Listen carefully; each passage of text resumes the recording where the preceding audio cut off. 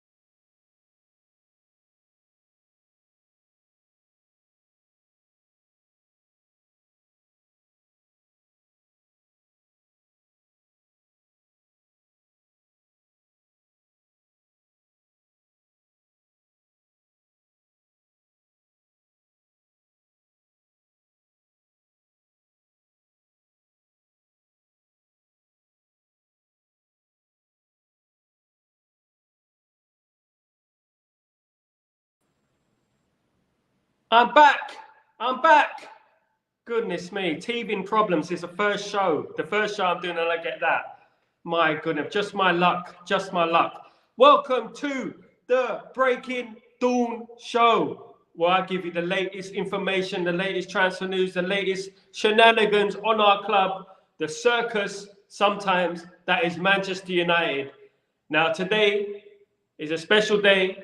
It's because it's the first show for Breaking Dawn. I'll be doing this show every single morning, 7 a.m. UK time, 10 a.m. UAE time, because that's where I am at the moment. So I thought I'd do a little early show every morning, because there's not many people doing shows at this time in the morning.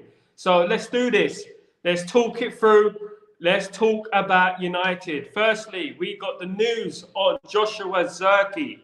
Joshua Zirkzee is a Bologna player, a Bologna attacking player who currently is wanted by Manchester United. And it is fairly obvious that United have made inquiries about Zirkzee. In my opinion, it's a player that we need. Is it the quality of player that we need? That's the question. So, according to David Ornstein, and Fabrizio Romano, we are in for Zirkzee. So we have to understand that these are just rumours at the moment, but it looks like we are in for him, and it looks like that Zirkzee wants to come, because initially Zirkzee had agreed personal terms with AC Milan, but his head has been turned by Manchester United. Whose head wouldn't be turned by Manchester United? He's a fantastic player, very talented young player that we need, 23 years old, currently in Serie A with Bologna. It would be a fantastic addition to the club. And what I'm liking about the rumours is that we are dealing with things quickly. We're doing things quickly, and that's what I like. We're going from one target to the next target to the next target, and that's what I like. I don't want us being held to ransom like we were before. We were always held to ransom in the past, and it looks like things are starting to change. Of course, it's still early days, but for me, at the moment, it just feels better. It feels more controlled, and it seems like we know what we're doing. It seems like there's more chefs in the kitchen, so to speak, that we've got a lot more people to do the job and to move on to next targets and to get those deals over the line, because the last thing Ten Hag wants is another pre-season without the players ready for pre-season, if you know what I mean. So we need the players in the door on time, so we can move, and so we can incorporate them into the side, into the team, and that will be fantastic. And the news on Branthwaite is the same. We've made a £50 million offer to Everton with 10 million in incentives. 60 million altogether is more than enough for a player like Branthwaite. I like Branthwaite. I think he's a fantastic talent.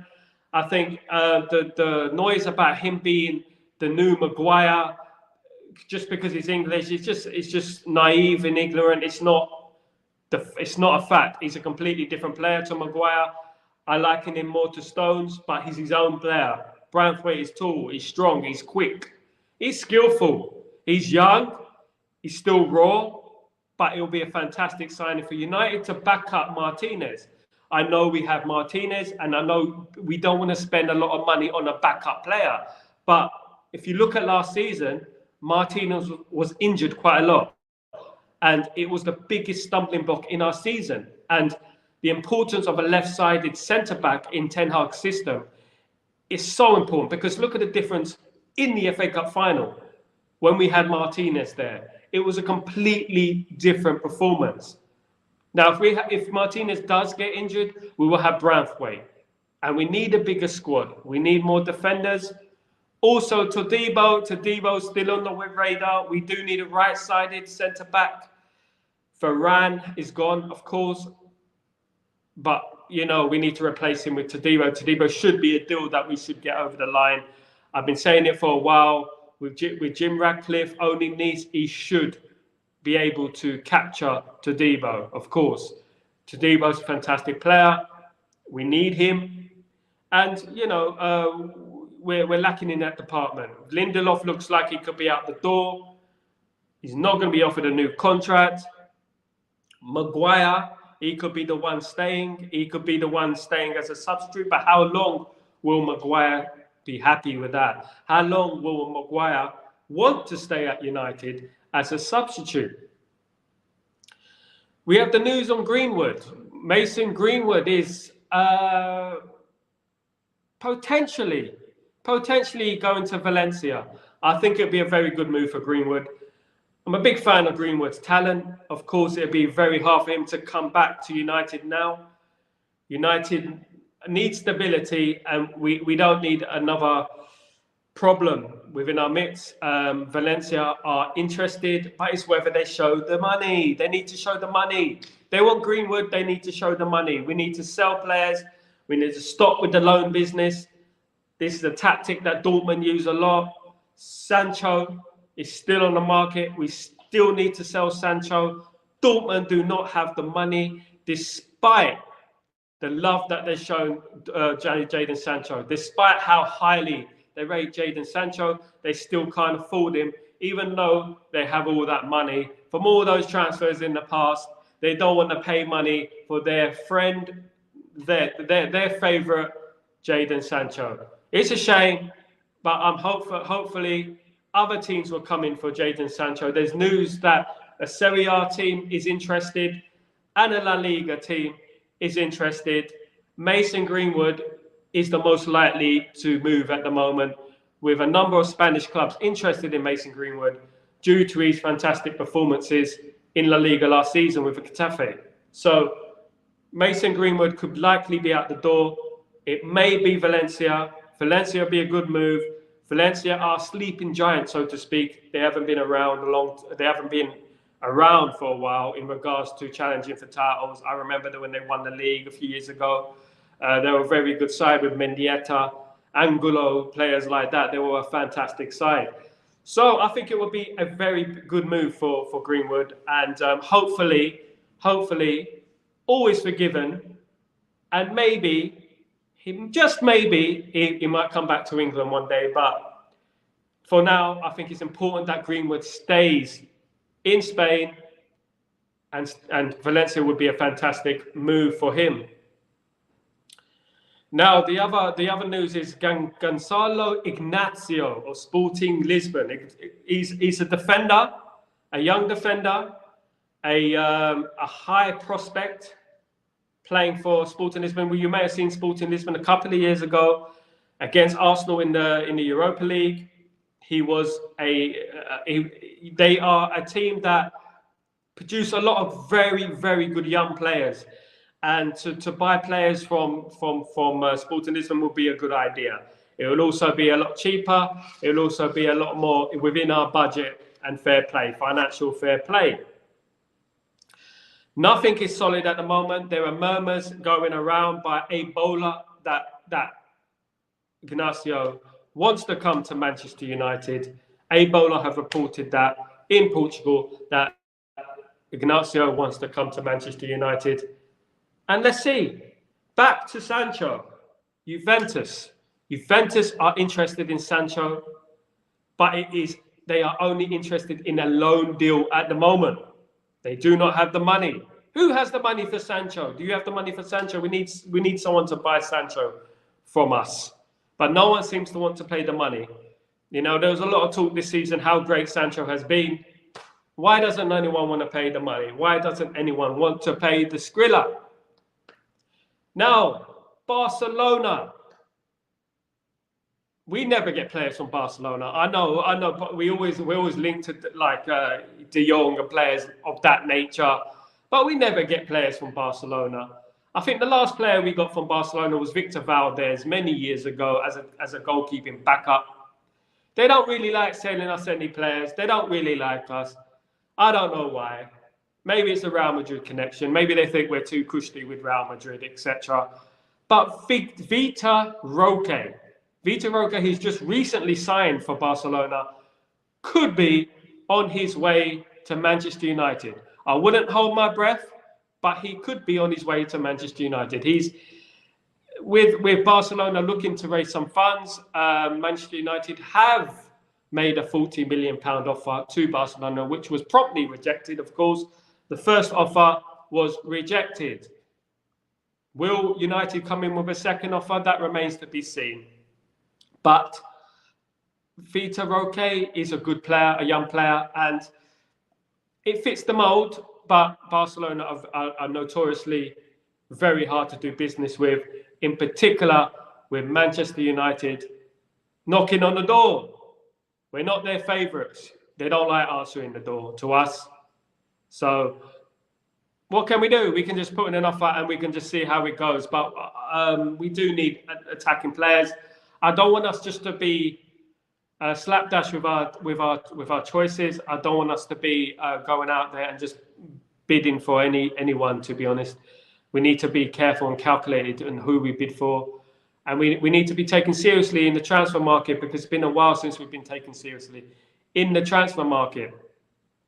Now, the next player on the list is Xavi Simons. Xavi Simons is a player who plays for Leipzig and is on loan from PSG, playing for Holland in the Europe 2024 Championships. Good player, 21 years old, fits the mold quite well. I think he's a good player. He's a right winger, stroke attacking midfielder. So if we sign Xavi Simons, is that Elise out the door? Because obviously Xavi Simons can play on the right and the centre of attacking midfield. Is that Elise out the door? Will Elise go elsewhere?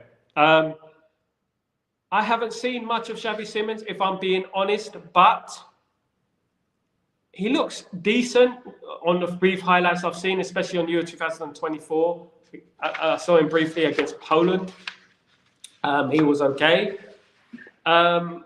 Obviously, recently we've been signing players from Holland who haven't really set the world alight. Obviously, I'm thinking of Memphis Depay, who signed for us with great promise, and he didn't live up to it. So I'm not painting every Dutch player in the same mold, but we have to be careful when we're dealing with players from Eredivisie, because it's not like the old days when we had Vavru Van Nistelrooy, Jaap Stam, players of that ilk who came from PSV. And back then, the league, in my opinion, the Dutch league was a lot more stronger. Players were a lot more made of something more substance. You know, they were just much more built on the mold of Van Basten type of players, you know, it's from that generation, just past that generation coming, you know. So players in the Eredivisie, it is risky. Xavi Simmons is a good young player. I'm sure Ten Hag could develop him. But I'll be honest, I haven't seen much of him. He's a Dutch international, so he must have something about him. I saw him briefly against Poland the other day, and he seemed okay. He seemed like a decent player. Now we're going to move on to, we're going to put transfers to one side. We're going to move on to Erik Ten Hag's contract. Now, Erik Ten Hag is playing hardball with his contract, and that isn't surprising, as the way he's been treated this last few weeks and months. A little bit of trust goes out the window, doesn't it? When a little bit of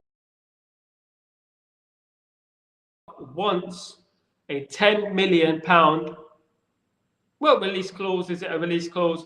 Incentive in his contract that if Ineos decide to part ways with Erik Ten Hag, he will get £10 million. I thought that was in his contract anyway, but obviously they're extending the contract, so he will get £10 million. Now it's up to Ineos, if they really truly trust Erik Ten Hag, to grant him this, because if they trust Ten Hag, they know that this is the last year of his contract and he can go for free at the end of the season. So if they really trust Ten Hag, they will give him the £10 million incentive if they sack Erik Ten Hag, which I don't think they should. I believe that Ten Hag will have a very good season next season. I believe he will shock a lot of people, including the Ten Hag outers out there, who just want to see him lose a game. Well, the majority of them were hoping we had a harder fixture as the opening game, Manchester City away or Arsenal away. They would love that, because if we lost, then they would have been, you know, giving fuel to their fire, because their fire is very dim at the moment, because the Ten Hag brigade is here and we're here to stay, and we're not gonna let that fade away. So Ten Hag in, and Ten Hag will have a good season next season. Bookmark this. It will have a very good season next season. Better than you expect. So Ten Hag, does he deserve £10 million incentive in his contract? I believe he deserves a £10 million incentive in his contract. Ineos, you trust in Ten Hag. You need to give him that £10 million incentive in his contract so you could build the trust back, because you've lost the trust. Because at the end of the day, Ten Hag may take it on the chin. He may say, oh, Ineos have to look at other managers. They have to look at this and that because they're new owners. But at the end of the day, you're a human being. I'm a human being.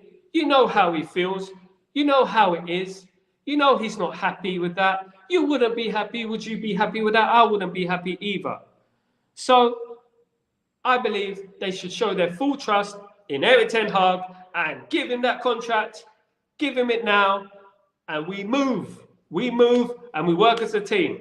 Brailsford, Wilcox, Barada, Jim Ratcliffe. We work as a team.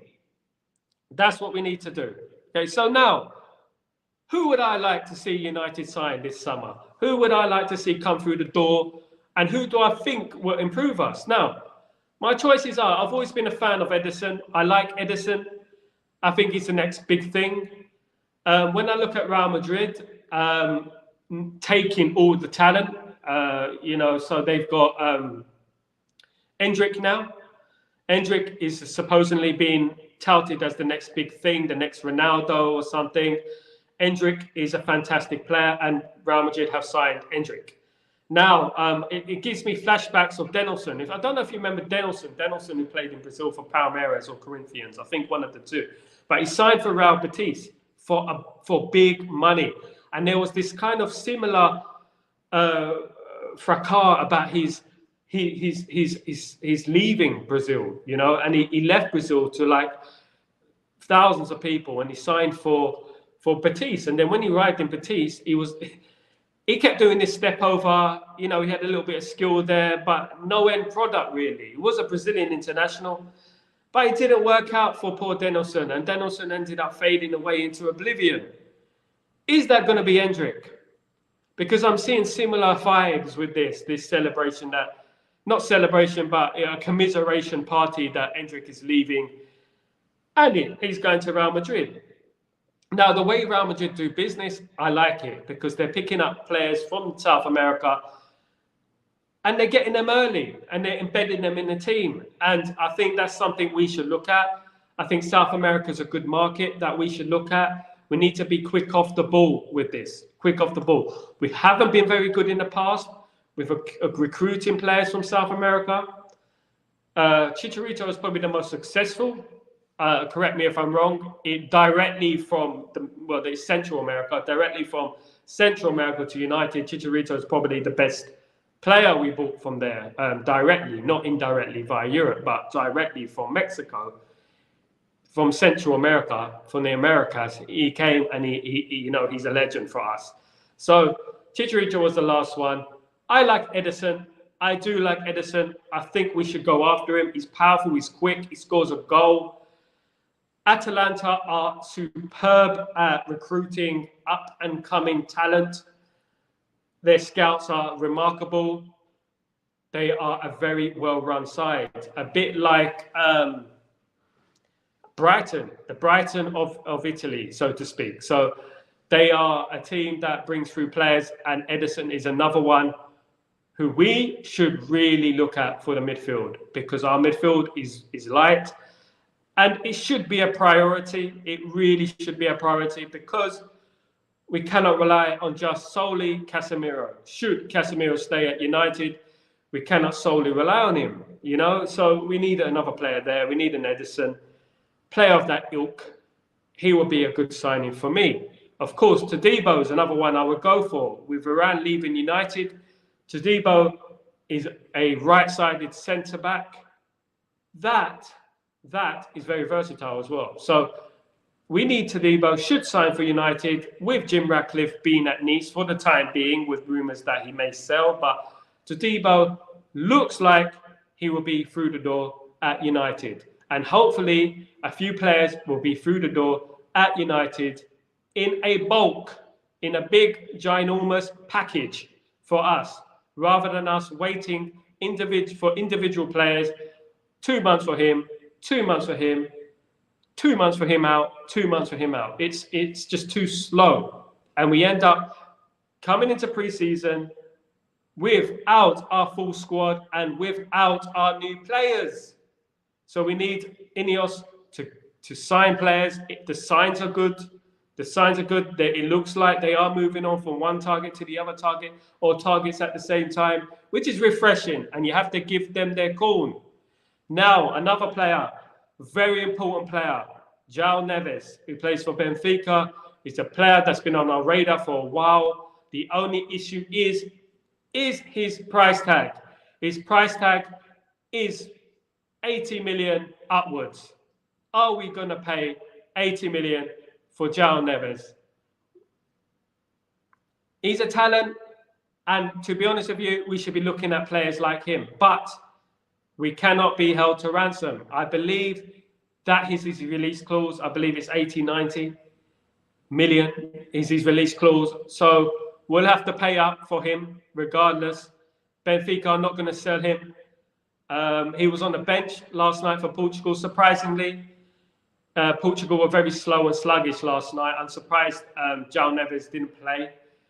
He would have added a bit more spice into that midfield, because I think their team is aging a little bit, Portugal. So João Neves is coming through. He's the next big thing in Portugal, and I think United should act swiftly to get him through the door. The only issue, as I said, is his price tag. Will we be paying 90 million odd for João Neves?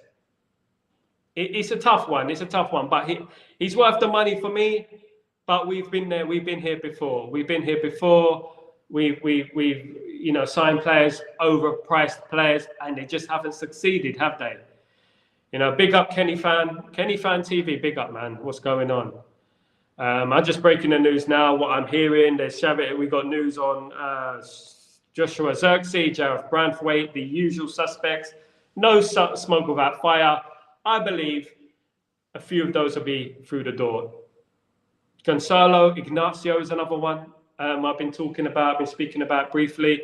a defender from Sporting Lisbon. He's hopefully on our radar, another very good young player. And of course, rumours for the last 24 hours has been Xavi Simons. Xavi Simons, who plays for Leipzig on loan from PSG, currently in the Euros with Holland. Played the day, I think it was the day before yesterday, against Poland. Had a decent performance. He's the next out of the block from Holland, and another player we should be looking at. My only concern, as I touched on earlier, is the Eredivisie thing. Eredivisie has regressed quite significantly from the 90s. I remember we used to sign players from Eredivisie, Jaap Stam, Van Nistelrooy, and it didn't work. It didn't work. Recently, Danny Blind, well, not recently, 10 years ago, it was Danny Blind, wasn't it?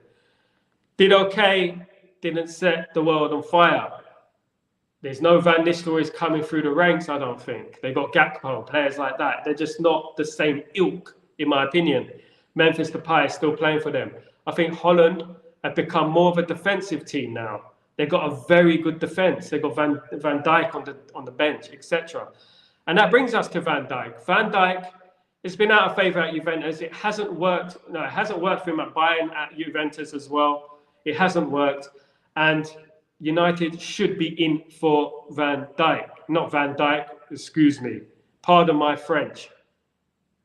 De Ligt. So De Ligt should be through the door, definitely at United. I'm sure we can get a discount price for De Ligt. He hasn't played well for Bayern Munich. And he knows Ten Hag. And who better to bring him back to his former self than Ten Hag? Another player that hasn't done well is Van der Beek from Holland. It's just not working out with Dutch players at the moment coming to United. So I'm a bit sceptical. I'm a bit sceptical with Xavi Simons. I don't know what you think. But, I'm a bit sceptical with Xavi Simons. Now, Frimpong. Frimpong is a player who was instrumental in Leverkusen winning the Bundesliga last season. Surprisingly, winning the Bundesliga last season. A fantastic player. More of a right winger than a right back. He's not a defensive right back, which is good because we need to start thinking forward. We need to start thinking more progressively. We've got to stop thinking defensively. We have to stop thinking defensively and think progressively. Frimpong is the type of player that can play on the right, can play at right wing back, and can score a goal and cross the ball. A defender who can cross the ball from wing back is something we haven't had in a while. I remember we used to have Ever on one side, we used to have Gary Neville on the other side, or we have Dennis Irwin on one side, Wes Brown on the other side. We used to have overlapping runs, players overlapping constantly. That was United's motto. We used to attack, overlap, cut in, cross the ball, cross the ball, cross the ball. And that's what we've been missing for years now, for years and years. And that was the Man United way. The wing, the crosses, the pace, the overlapping, the press. That's what we need. Dalot has done fantastically well as a right back this season and a left back. Dalot, brilliant, but we need a squad. And why not have two? Why not have two? Frimpong and Dalot, if we can afford it. Of course, if we can afford it. That's the main thing. Now, United, I'm hearing, have a number of scouts at the Euros. I'm hoping that they're going to all the games, well, most of the games. And I'm hoping they're picking up some players, some bargains. I'm hoping that they're picking up a few players from nations such as Albania, who looked impressive. Nations such as Poland, who looked impressive. So we need to look at this. Czech Republic, decent. Czech, as a defensive side, as a defensive unit, they were decent. Portugal were poor, but Czech Republic, you have to give them their corn. They did okay. They were unlucky in the 91st minute conceding the goal. Sadly, conceding the goal, it was one of them ones where you can't just hold on. You can't, because they have quality, Portugal, and they were going to punish them in the end. And I predicted that on last night's watch-along, that they're eventually going to punish them. Portugal also had a goal disallowed by the breadth, by about an inch. So it was like, it was sad for Czech Republic. Ronaldo's performance was okay. I do think he's slowed down a lot. Obviously, he's 39 years old. Are Portugal too nostalgic with certain players? Obviously, they got Pepe and Ronaldo, got a combined age of about 90, I think. So are they being too nostalgic to certain players? Are they being too kind to certain players? Do they need to move on? And that's the question. Yeah, Kenny, I would take Frimpong too. Yeah, we had Valencia as a wing back, and it's good to have a wing back. But remember, Valencia started as a right winger. He started as a right winger, and we moved him to right back. Sir Alex moved him to right back, the genius that Sir Alex is. But he was more of a winger initially. When we sold Ronaldo, it was like we didn't invest properly, and that was the Glazonomics. And we moved Valencia to right back. He done fantastically well under Sir Alex. Scored some fantastic goals. I was at the game against Blackburn a few years ago. Well, a few years ago now. I'm looking at 10, 15 years ago now. So he scored one on the corner, like just hit it across the 100 miles an hour. Brilliant player. Again, not like a creative player, not a creative sort of winger. It was more like a goal-scoring winger. But Valencia was a brilliant one. He was a good player. Absolutely right. He was a good player. Yeah. So, what are your choices for signings this season? I've given a few. Obviously, the big one now is Joshua Zirkzee. David Ornstein has reported that we're in for Zirkzee. Zirkzee prefers a move to Manchester United. AC Milan have been interested in Zirkzee and have agreed personal terms. But he wants to come to United. He wants to come to United, AC Milan or United. Who would you choose? And who are the players that you would like to see United sign? Please drop a like, smash a like, and please subscribe. It's a new show. I'll be doing this every single morning at 7 a.m. UK time, 10 a.m. Middle Eastern time. I'm in the Middle East at the moment, so it's 10 a.m. So I thought I'd do a show at 7 a.m. UK time because there's not any shows. I don't want to conflict any other shows that are out there at that time. So at 7 a.m. I'm here every morning talking about transfers, Man United, history, everything Manchester United. Ten Hag is still at the wheel. Ten Hag needs his contract. Ineos need to give him his contract. They need to give him the £10 million incentive in case they want to get rid of him, and bring in Gareth Prattgate. So we don't need Gareth Prattgate. We need Ten Hag because I don't want them waiting for that guy. Now, in regards to England are playing Denmark tomorrow. Mainu should play. Mainu should play. And the reason I say Mainu should play, yes, Mainu is young, but I'm a firm believer if you're good enough, you're old enough. Mainu controls the ball better than Trent Alexander-Arnold in midfield. Trent Alexander-Arnold is a right back. You do not move a right back into midfield because you don't want to play Mainu. Now, Mainu or Gallagher, I choose Mainu. I think he's a generational talent. I think Gallagher is just a good player. Mainu's a generational talent. Mainu can get the ball on a sixpence turn, bring the ball forward, pass the ball, score goals as he's proven from distance, from close range. He's a poacher too. Mainu should be in that England side. I would move him with Rice. I would move Foden as the number 10. And I would drop Kane. Funny enough, I would drop Kane or would substitute Kane after around 60, 70 minutes. Because he's too slow. And teams, when they're coming on us, when they're attacking us and they're pressing us, we don't have any source of counter-attack because he's too slow. But that's enough of England. In regards to United, things seem to be moving quickly. I like the noise that's going on. Of course, the trust is not 100% there yet between Ineos and Ten Hag and the fans, but there is a lot of positive noise coming out of United in regards to transfers, in regards to infrastructure. It's good. It's a good thing. I like what I'm hearing. Now I want to see it. I want to see it. We've been in this situation for far too long now, but it looks like we're moving in the right direction. Next season, I firmly believe we will have a good season. I firmly believe we'll be in the top 4. I believe it's going to be a title charge. It's going to be a title charge. I believe, let me put these on. It's going to be a title charge. We're going to have a title charge next season. Believe that. Bookmark this. Save it. It's going to be a title charge. Will we win it? Who knows? But I believe we'll come very close, or closer than we've come in the last few years.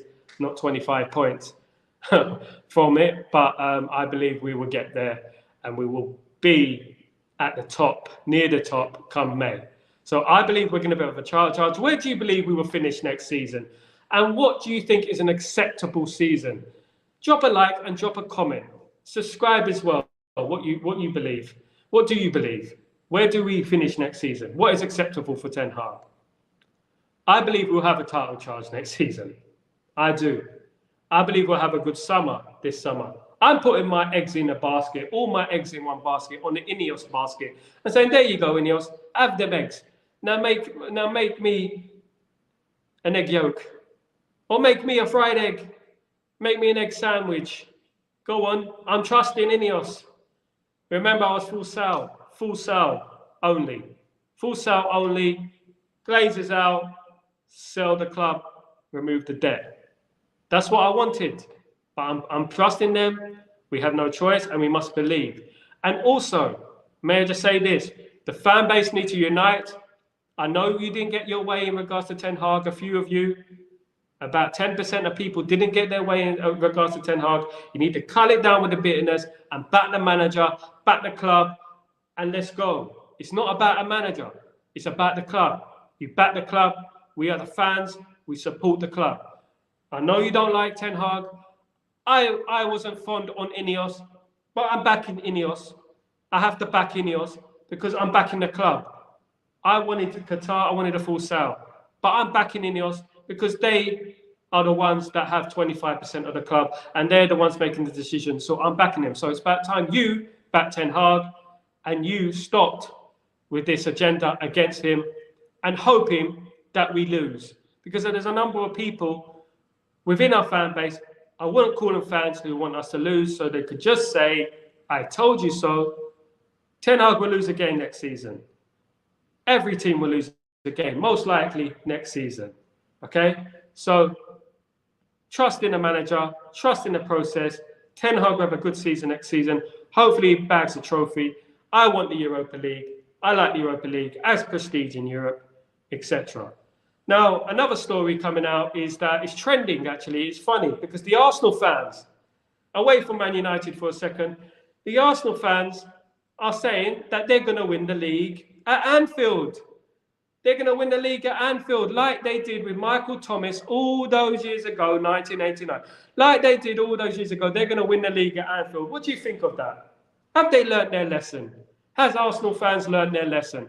I don't think they have, because last season, I had a few people saying to me that they're going to win the league next season and that I'm going to eat my words this season, come the end of the season. But so far, I haven't swallowed any words, and I'm still waiting for them to win the league. Because as far as I see, they won nothing, and Man United won the FA Cup. So Arsenal are saying that they're going to win the league at Old Trafford or at Anfield. Again, this is a bit crazy, isn't it? These Arsenal fans, they never learn. Just be humble. You have a good side. You're getting there. But just be humble. Don't worry about what's happening in May. Think about now. Think about what you're going to do this season. How you're going to overcome Man City. And we'll do the same, because Man City are the problem. Man City 115 are the problem. And we need to stop Man City winning a 5th title. That should be imperative. That should be on the minds of all of us. Stop predicting and stop giving yourself bad omens, because it generally goes flat. You fall flat on your face. Generally, you'll fall flat on your face.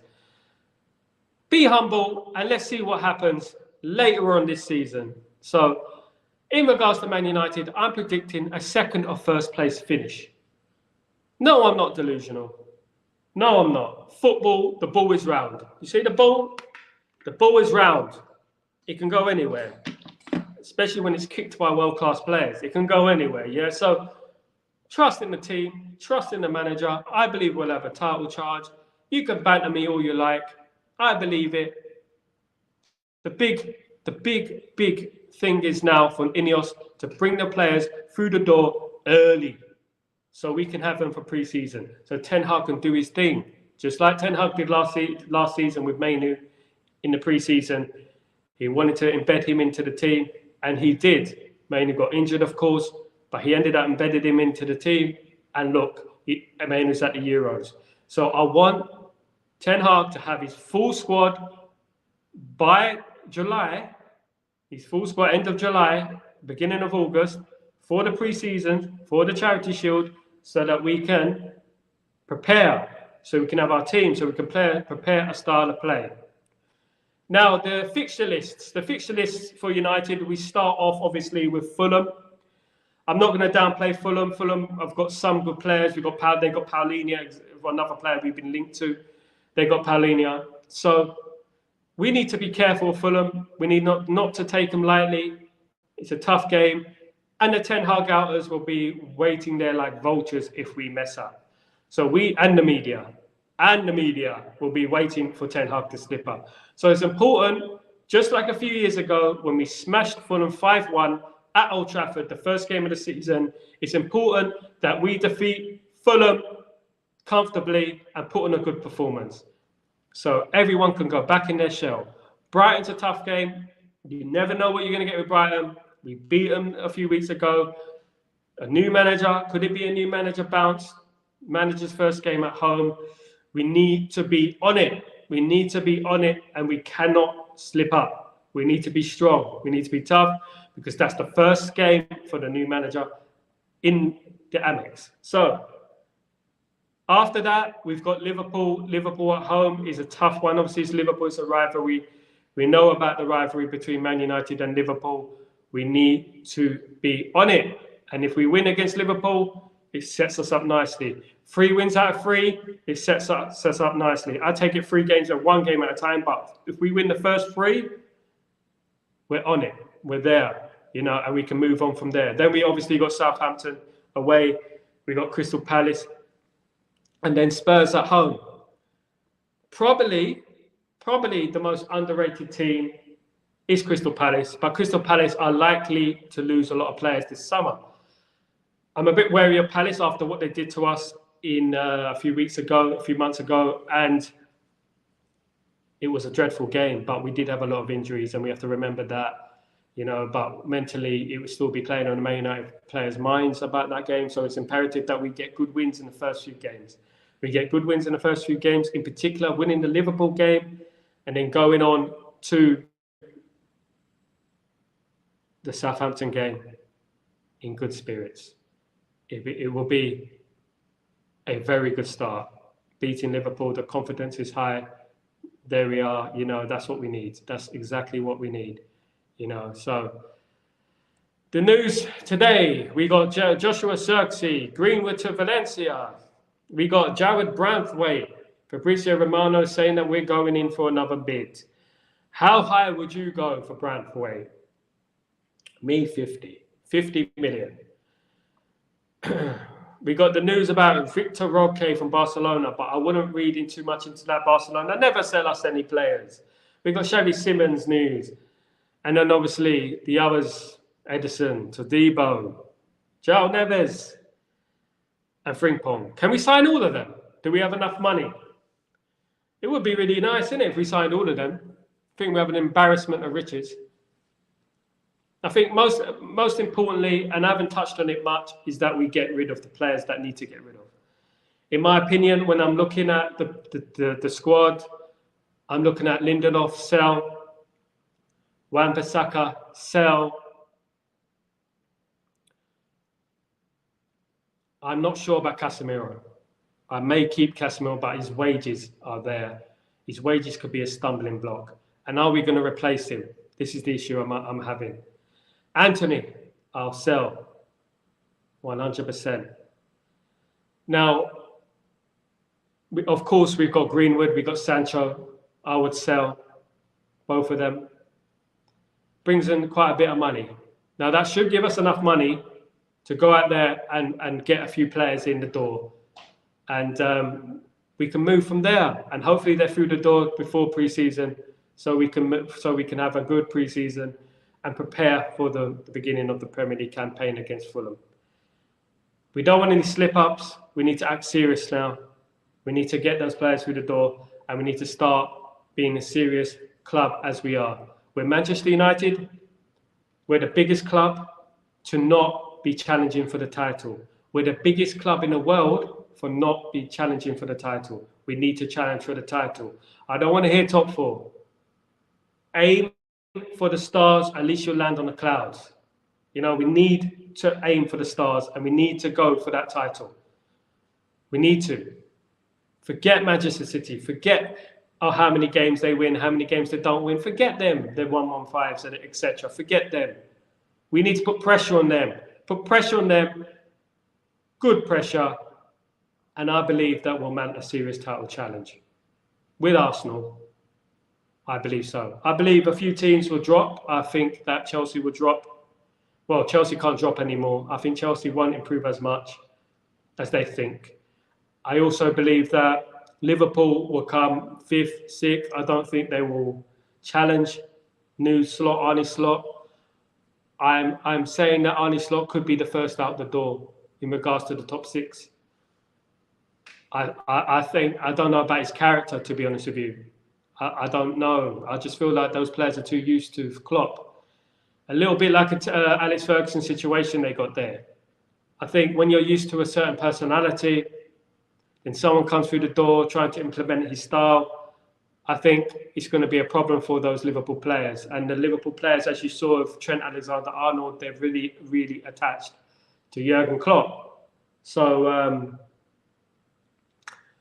I believe that he will be the first casualty this season. Don't quote me on that. I said Ange last season will be the casualty. Ange had a decent season, but he didn't win anything. He didn't win anything like Ten Hag, you know. He could also be in trouble. Tottenham need to do something. Tottenham haven't won a trophy since people rode horses.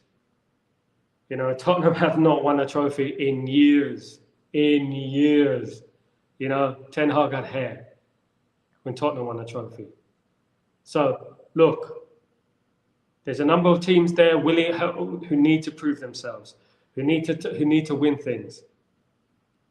But I believe with a little help from the fan base, if we push it, Ten Hag will mount a serious title challenge next season. That's me. I'm going to die on that hill because that's what I believe. That's what I believe. So Ten Hag will finish 2nd or 1st. Arsenal will finish 3rd. And the 4th place will go to Newcastle. So it'll be Man City or Man United 1st, Arsenal 2nd, Arsenal 3rd, Newcastle 4th. So what do you think of that? What do you believe? What do you think of my predictions? United are getting busy in the transfer market. United are going after more than one player at a time. Bear that in mind, more than one player at a time. We don't do that usually. It's either we sign one or sign the other. We do one thing at a time. So I'm liking the noise. That's what we need to hear. 2, 3 players at a time. So we get about 4 or 5 players through the door, ready for pre-season, ready to make that title challenge. I believe we can do it. I believe in Ineos now. I support them. I have to. We have to, just like the Ten Hag outers have to support Ten Hag. The same way the Ten Hag outers have to support Ten Hag, we have to support Ineos. Because at the end of the day, many of us, including myself, wanted a full Sal, Glazers out, debt cleared, but we didn't get what we wanted. So we have to support the club. You can't be like a baby in this game. You just got to do it. You've got to support. Not everything goes your way. You've got to support your team. I'm sure we'll bring a few players through the door. I'm sure this is going to be revolutionary. I'm sure it will be. I'm sure we will have a good start to the season next season. I think the fixture list is balanced. I do believe Manchester City's fixture list is favourable. Again, I wonder why. I'm not nothing sinister. I'm just saying. But I think their fixture list, if you look at the last 5 games of their season, is favourable.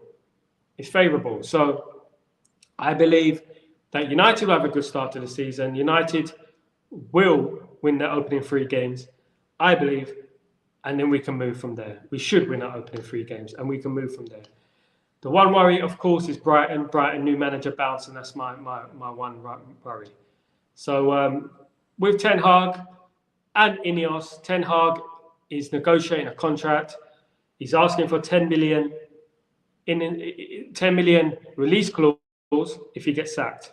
So Ineos are reluctant to give 10 million, but the trust has gone between Ten Hag and Ineos.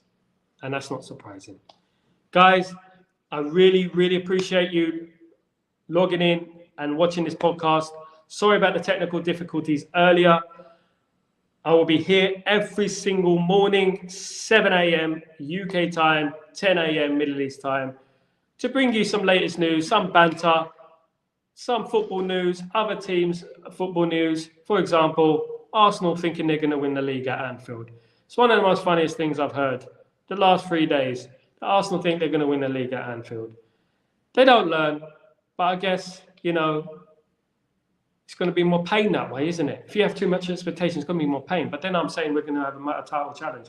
I'm going to have pain. But at the end of the day, I don't care. I believe in my team.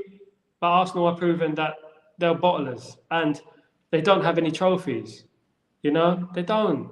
So they shouldn't really talk about trophies now. They should start being a little bit more humble and stop talking about winning leagues at Anfield and ignoring all the other teams that are going to be fighting for that spot. Okay, so guys, thank you so much. Please smash a like on the video and please, please, please subscribe. That would be fantastic if you could do that for me. Share the video, share it to your mates, put the notifications on, drop a comment as well. Guys, you are the best. Thank you so much. All the best. Take it easy. Have a fantastic day.